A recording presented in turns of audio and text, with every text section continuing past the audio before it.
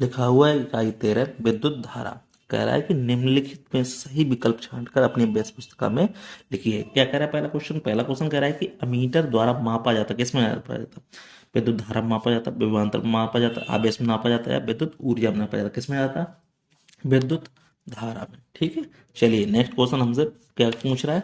कह रहा है कि किस सेल को पुनः आवेशित किया जा सकता है? शुष्क सेल, डेनियल सेल, या सीसा संचायक सेल, या वोल्टेज सेल? कौन सा करा है? पर सीसा संचायक सेल। ठीक है, चलिए नेक्स्ट क्वेश्चन क्या कह रहा है। कह रहा है कि विद्युत विभवांतर का मात्रक है, क्या है? कूलाम है, एम्पियर है, सेकेंड है, या वोल्ट है? तो क्या है हमारा? वोल्ट है। फिर कह रहा है कि ये चिन्ह जो बना गया प्रतीक वो किसका है? प्रतिरोध का है, सेल का है, या वोल्टमीटर का है, या अमीटर का है? तो किसका है? प्रतिरोध का। ये चिन्ह है जो प्रतिरोध का है। ठीक है, फिर कह रहा है कि निम्नलिखित में से कौन सा समीकरण सही है? कौन सा? आई बराबर क्यू इंटू टी, या आई बराबर क्यू अपॉन के टी, या क्यू बराबर आई अपॉन के टी, या टी बराबर आई इंटू क्यू? तो कौन सा आंसर सही है हमारा? आई बराबर क्यू अपॉन के टी बराबर सही है। चलिए नेक्स्ट क्वेश्चन देख लेते हैं। नेक्स्ट क्वेश्चन हमसे क्या कह रहा है? नेक्स्ट क्वेश्चन कह रहा है कि निम्नलिखित वाक्यों में रिक्त स्थानों की पूर्ति कीजिए। क्या कह रहा है कि विद्युत धारा का मात्रक हमारा क्या होता है? एम्पियर होता है। क्या होता है हमारा? एम्पियर होता है। प्रतिरोध का मात्रक क्या होता है हमारा? प्रतिरोध का मात्रक क्या होता है हमारा? ओम होता है। क्या होता है? ओम होता है। रासायनिक ऊर्जा को क्या कहते हैं? शुष्क सेल। शुष्क सेल द्वारा विद्युत ऊर्जा में परिवर्तित किया जाता है। लकड़ी, लकड़ी क्या है? विद्युत रोधी पदार्थ है। विद्युत रोधी पदार्थ होता है। फिर नेक्स्ट क्वेश्चन कह रहा है कि निम्नलिखित कथनों में सही कथन पर सही का, गलत कथन पर गलत का चिन्ह लगाइए। क्या कह रहा है कि वोल्ट मीटर को परपथ में श्रेणी क्रम में लगाते हैं। ये बात बिल्कुल गलत है। फिर कह रहा है कि विद्युत बल्ब धारा के चुंबकीय प्रभाव पर कार्य करता है। ये बात भी बिल्कुल गलत है। तांबा विद्युत चालक पदार्थ है। ये बात बिल्कुल सही है।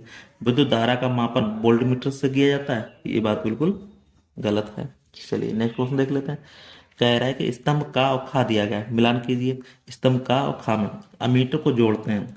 अमीटर किस में जोड़ते हैं? अमीटर को हम जोड़ते हैं श्रेणी क्रम में। ठीक है, अब पुनः आवेशित नहीं हो सकता। क्या नहीं हो सकता हमारा? शुष्क सेल।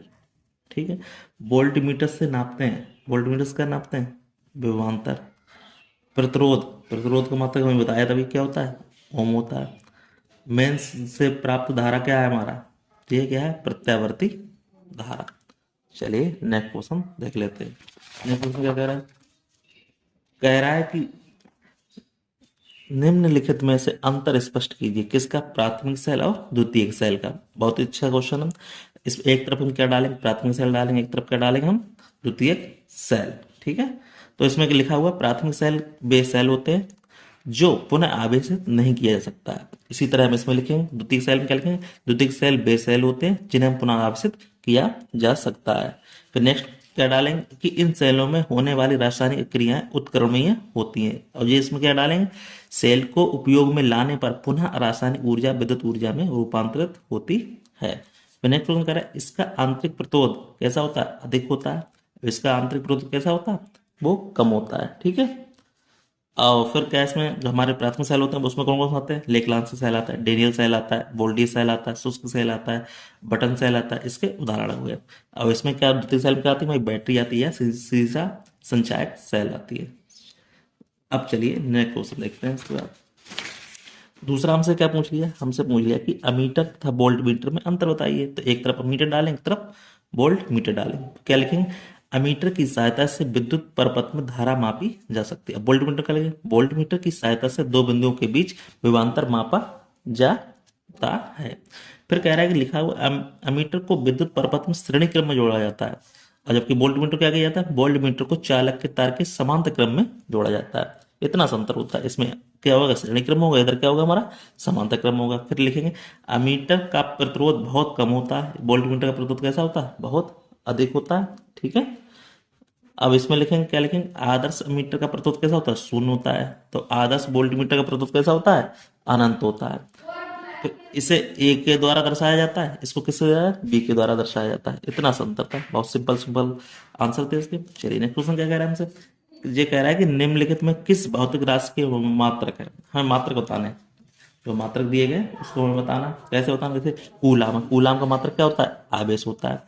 एम्पियर का मात्रक क्या होता है, विद्युत धारा होता है। वोल्ट का मात्रक क्या होता है, विभवांतर होता है। जूल का मात्रक क्या होता है, वे ऊर्जा होता है। ओम का क्या होता है, प्रतिरोध होता है। ठीक है, ये इसके भौतिक राशि के मात्रक बता दिए गए। ठीक है, इसमें पढ़ने वाली बात है, अच्छी बात है। चलिए नेक्स्ट क्वेश्चन देख लेते हैं। नेक्स्ट क्वेश्चन क्या कह रहा है, नेक्स्ट क्वेश्चन कह रहा है कि धारा के निम्नलिखित, धारा के क्या कह रहा है, निम्नलिखित प्रभाव पर आधारित एक एक उपकरण का नाम लिखिए। ठीक है, चुंबकीय प्रभाव किस पे होता है, अमीटर एवं वोल्टमीटर पे होता है। ऊष्मीय प्रभाव किस पे होता है, बल्ब और हीटर पे होता है। रासायनिक प्रभाव किस पे होता है, विद्युत लेपन पे होता है। फिर कह रहा है निम्नलिखित में प्रश्नों के उत्तर दीजिए। क्या करें, 3 घरेलू उपकरणों के नाम लिखिए, ये मेंस के साथ कैसे जोड़े जाते हैं ये बताइए हमें। लिखो, विद्युत परपथ में लगे उपकरण जैसे बल्ब लगा, पंखा लगा, फ्रिज आदि, इन उपकरणों को खराब होने से बचाने के लिए प्रत्येक विद्युत परपथ में एक कम गलनांक वाले मिश्र धातु के तार के टुकड़े को प्रयोग में लाया जाता है। यह तार का एक टुकड़ा विद्युत रोधी आकार के कटआउट में लगाया जाता है। इस छोटे तार के को क्या कहते हैं, फ्यूज कहते हैं। जो फ्यूज लगा होता है घर के बाहर में, मेंस में लगा दिया जाता है, जिससे क्या है कि अगर अंदर कोई शॉर्ट हो जाए तो वो बंद कर, बत्ती को कट कर देगा, जिससे आपकी बल्ब या जो भी होगा वो नहीं फूकेगा, कोई भी चीज लगी होगी वो नहीं फूकेगी। ठीक है, तो इसी मेंस के श्रेणी क्रम में जोड़ा जाता है। तो इस तरह से इसका आंसर दे सकते हैं। चलिए नेक्स्ट क्वेश्चन देख लेते हैं। नेक्स्ट क्वेश्चन क्या कह रहा है हमसे, नेक्स्ट क्वेश्चन कह रहा है कि घरेलू विद्युत उपकरणों के प्रयोग में क्या क्या सावधानी रखनी चाहिए। घरेलू विद्युत प्रयोग में निम्नलिखित सावधानी रखनी चाहिए। क्या क्या रखनी चाहिए, कि विद्युत धारा के खुले तार को नहीं छूना चाहिए, सीधी सिंपल सी बात है। भीगे हाथों से स्विच को नहीं छूना चाहिए, क्योंकि अगर भीगे हाथ छूओगे तो अर्थ बन जाएगा, इससे क्या होगा, करंट लग सकता है आपको। घरों में अच्छे विद्युत रोधी लेप वाले संयोजित तार लगाए जाएं। विद्युत उपकरण मानक स्तर का ISI मार्क के प्रयोग में ही लाए। जो हमारा लिखा होता है ISI मार्क होना चाहिए, तभी उस चीज को प्रयोग करना चाहिए। घरों में वायरिंग कराते समय उदासीन तार का संबंध पृथ्वी अर्थिंग में से अवश्य किया जाए। ठीक है, अब विद्युत कार्य करते समय रबड़ के दस्ताने पहने जाएं, ये जरूरी होता है, नहीं तो करंट लगेगा। विद्युत परपथों में सुरक्षा की दृष्टि से सुरक्षा फ्यूज का प्रयोग अवश्य करना चाहिए। किसी प्रकार के खतरे की आशंका होने पर सर्वप्रथम मेंस का स्विच ऑफ कर देना चाहिए, तभी मेंस लगाया जाता है, जिससे क्या होता है, करंट ना लगे। अगर कोई दिक्कत हो रही है तो उसको बंद कर दो, जिससे पूरी बत्ती कट आउट हो जाएगी। चलिए अब देख लेते हैं नेक्स्ट क्वेश्चन। नेक्स्ट क्वेश्चन क्या है हमारे पास, नेक्स्ट क्वेश्चन हमारा आ रहा है, कह रहा है कि निम्नलिखित संख्यात्मक प्रश्नों को हल कीजिए। क्या दिया गया कि एक चालक तार का प्रतिरोध कितना दिया गया, 3 ओम दिया है। और तार के सिरों के बीच क्या है, 1.5 वोल्ट का क्या है, विभवांतर है। तार में बहने वाली विद्युत धारा का मान हमें ज्ञात करना है। ठीक है, चलिए देख लेते हैं कैसे करना है। इसको लिखेंगे, पहले हमें जो दिया है पहले वो लिख लो। क्या दिया है, चालक तार का प्रतिरोध, तो लिखेंगे यहाँ पे क्या लिखेंगे, चालक तार का प्रतिरोध। चालक तार का क्या है हमारे पास, प्रतिरोध। क्या दिया गया, आर दिया गया। आर हमारा कितना दिया है, 3 ओम दिया गया, सीधी सिंपल सी बात है। उसके बाद फिर क्या दिया है, अब इसके बीच क्या है, तार के बीच कितना लगा है, 1.5 वोल्ट का विभवांतर लग रहा है। लिखो, यहाँ लिख दो, तारों के सिरों के बीच विभवांतर क्या है, बी बराबर कितना लग रहा है, 1.5 वोल्ट का लग रहा है। ठीक है, तो तार में बहने वाली विद्युत धारा का मान ज्ञात है, हमें धारा का मात्र मान मालूम। क्या लिखेंगे, तो लिखो, तार में बहने वाली विद्युत धारा। अब विद्युत धारा हमें मालूम क्या होती है, आई होती है। तो आई बराबर क्या हो जाएगा, बी अपॉन के आर। बी हमारा क्या हो गया, विभवांतर हो गया, आर क्या हो गया, प्रतिरोध हो गया। तो बस लगा दो, बी हमारा कितना आ गया, 1.5 आ गया। आर कितना हो गया, 3 हो गया। ठीक है, अब देखो पॉइंट हटाएंगे तो क्या 0 पड़ जाएगा। तो 15 एकम 15, 15 दूनी 30, ये कितना होगा, 1/2 हो गया। अब 1/2 को क्या लिख सकते हैं, 0.5 एम्पियर। एम्पियर क्या है इसका, मात्रक, धारा का मात्रक क्या होता है, एम्पियर, अभी बताया था। ये इसका क्या हो जाएगा, आंसर हो जाएगा। बहुत ही सिंपल क्वेश्चन था। चलिए नेक्स्ट क्वेश्चन देख लेते हैं।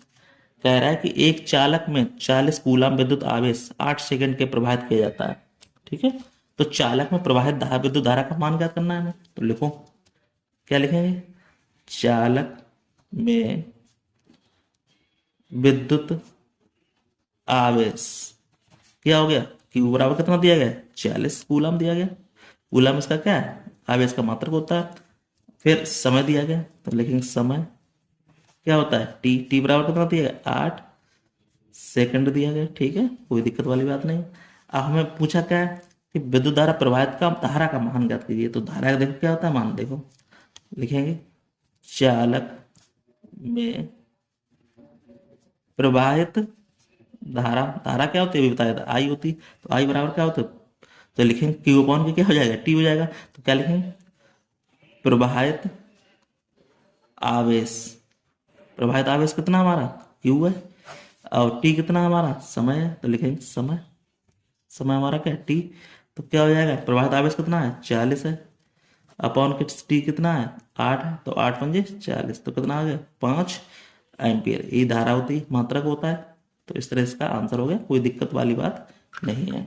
तो इसी तरह से हमारा वीडियो आपको अच्छा लग रहा है, वीडियो को लाइक शेयर जरूर करें। इसी तरह से वीडियो आपको मिलती रहेगी। फिर मिलते नेक्स्ट में, तब तक धन्यवाद। आपका वीडियो अच्छा लग रहा है तो ये चैप्टर हमारा क्या हो गया, दी एंड हो गया। तो फिर मिलते नेक्स्ट में, तब तक धन्यवाद।